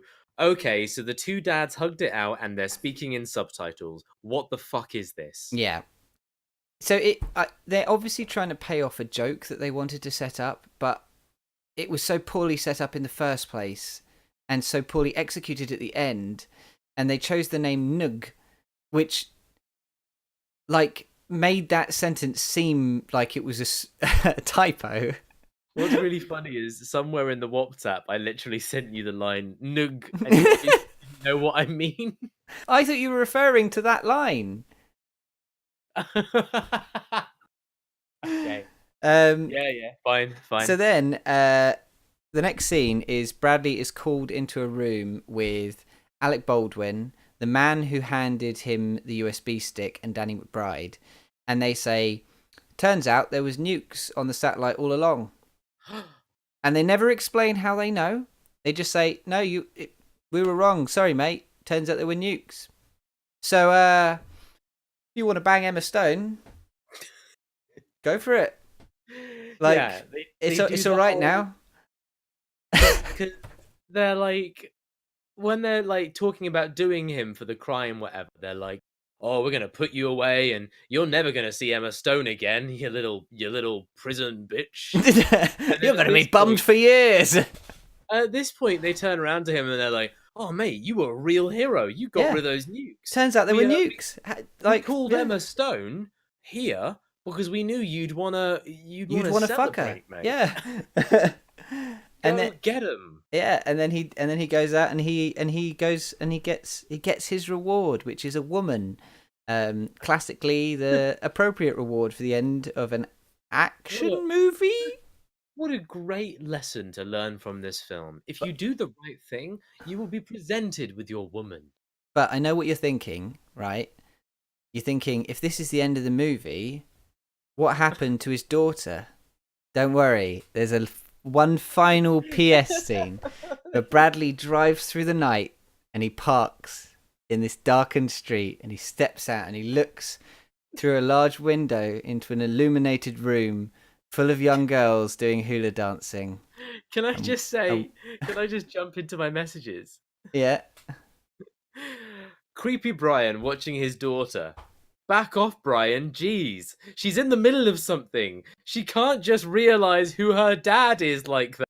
So, it doesn't make sense. So he goes up to the window and he looks at her and she looks at him and he smiles and she looks a bit confused, but then she smiles and then she starts crying because she's realized she has an innate connection with Brian. He's her dad and she knows this now. Dad. And then that's my real dad. She runs outside and crying, she hugs him. And then she goes back inside because she needs to finish her hula-ing and she can't be done yet. And that's how the movie ends. This girl, her dad, apart from being a bit quiet, was a nice fucking guy. And she met Brian a week ago. And she's like, "Oh, thank fuck you're my real dad. Because my normal dad, you know, he's not all that. But you... He's a quiet cunt. You're a depressed man with a limp who destroys nukes in space. What every girl wants for her dad." It's the most inexplicable ending to a movie. and it's the way that it happens. Like, it's meant to be this, like, slow burn emotional release of her being like, Bradley Cooper shows up at the window and she looks at him and she's like, "Oh, hey, it's Brian." And then he's looking at her smiling like, "You're my daughter." And then she looks back at him like, "Why is he looking at me? Oh my God, wait a second. Let me do the maths in my head right now. If I do the calculations, I know it. I know the I've answer. always known it. It's always been there in my heart. And you forget when you get to that point, because the movie feels like it took 3 years, is that the entire space of this movie is about 1 week. Yeah, Like I think it's literally 5 days, maybe 4 days. he's sound transduced in my mother. Oh god, Yeah, that's what he did. he Um, played he played the Wilhelm scream. yeah, so that's the story of this film. If I were to give it a review, when I was thinking about what this movie was about, or what they were trying to make as a movie, I got the feeling that they wrote the scene with the Chinese hackers, and then someone said, "Well, you need more than that," and they went, "Oh," and they went, "We've already hired Bradley Cooper and Emma Stone and Bill Murray and Alec Baldwin, and all you've written is a scene where someone unhacks a satellite," and they're like, "Yeah," and so they just grabbed a nearby rom-com script and sort of meshed them together. it I don't know. For me, it felt the stark opposite. It felt like, let's get some big names, make a average rom com for some easy money, and then someone else went out there went, but wait a second, what if Bradley Cooper played like this man damaged in the war? That would really hit home emotionally. And they're but like, okay, he has to be a NASA scientist for the film to work. Well, what if he was both? yeah. What- Um, Budget $37 to $52 million. Box office 26.3 million. Jesus. I mean, I'm not surprised though. I'm really not surprised. I It's mean, as far as I'm concerned, us having spent this amount of time on the film is all the financial worth I think this film has. it's weird. There's a weird section in the middle of the movie where it sort of threatens to be about the tensions between the American military and the native Hawaiians. Yes. In the scene where they spend a while talking to the King of Hawaii, there's a bit where he talks about how when he was younger he was very anti-American military, but then he met and played cards with an American soldier, and that totally turned his view around. And then there's this sort of bit about them like trading land and things for rights on the island. Well, And that's yeah, what Emma Stone does when they meet the Hawaiians, and she's like, "Oh, us military people aren't so bad. Look, play a song for me, and I'll join in." hmm. And then there's a scene of her singing with all the Hawaiians and dancing with all the Hawaiians, and it's like, see, the American military isn't that bad. There's a whitewashing controversy title in the wiki page. Yeah, I mean, I'm not surprised, because this is the thing, is that it sort of threatens to be like about that, but then it very quickly becomes almost apologist. Like they basically say Captain Alison Nug was supposed to be written to be a super proud one-quarter Hawaiian who's frustrated that by all outward appearance she looked nothing like one. Yeah, this is the thing, is she spends almost the entire movie telling everyone who will listen that she's one-quarter Hawaiian, right? And yet we're There are looking at Emma actual Stone. Hawaiian people in this movie who are effectively props. Like it's so it makes no sense. Like it's so sort of tone deaf. It honestly, this film could have been set fucking anywhere. I mean, And so it's almost it almost feels like it was set on Hawaii, so they'd have somewhere nice to film. Like like I'm just looking at Emma Stone's IMDb just to see what her background is. She is a mixture of Swedish, German, and British Isles. So it's like she's got some different backgrounds, but holy fuck, are they not Hawaiian? it makes no Or sense. or as her surname might sort of hint at, Chinese. Anyway, I mean, and I get it, but we've been talking about this film for about 45 minutes. So we're going to have to wrap it up here. was that not your intention?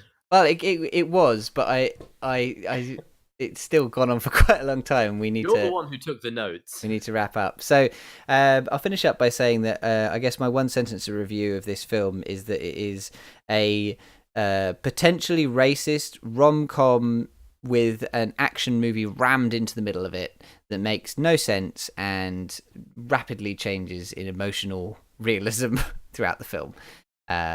Big name actors, little to no thought into the plot.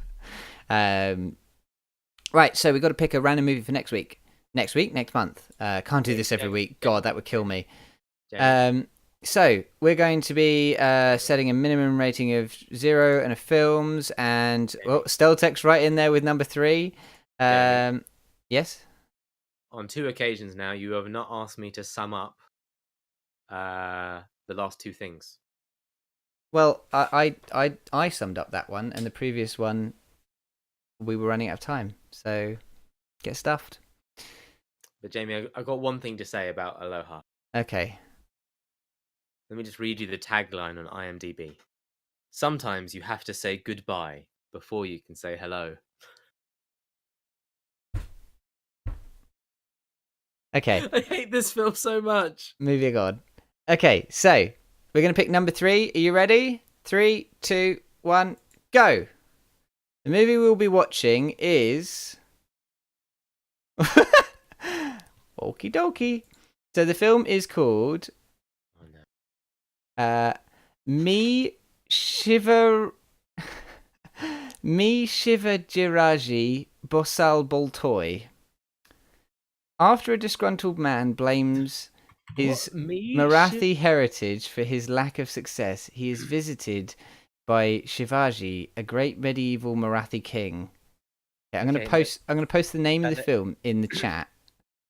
Yeah, I got to IMDb that. I'm going to post the name of the film in the stream chat, and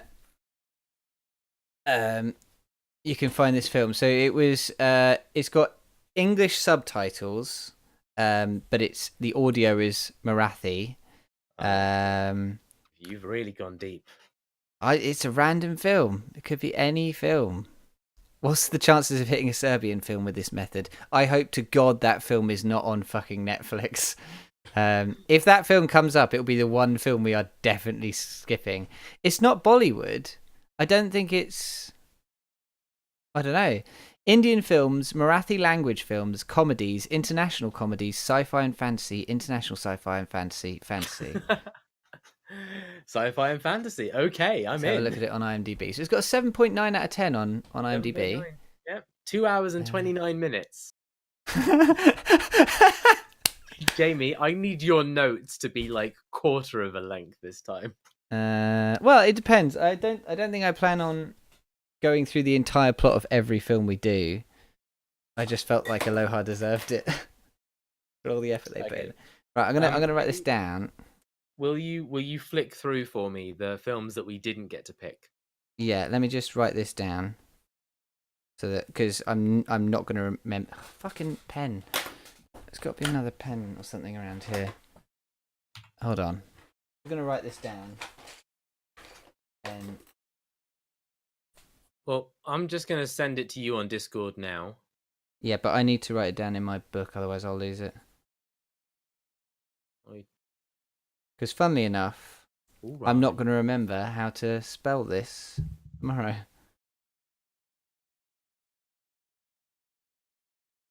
Okay. So, next week we'll be watching Me Shivajiraje Bosal Boltoy, and I definitely pronounced that wrong. It's a musical as well. Oh, hey! Well, this will be good. Really pushing the boat out here. So, the other films we could have watched were The Unborn Child, which is just slightly less than 2 out of 5 stars.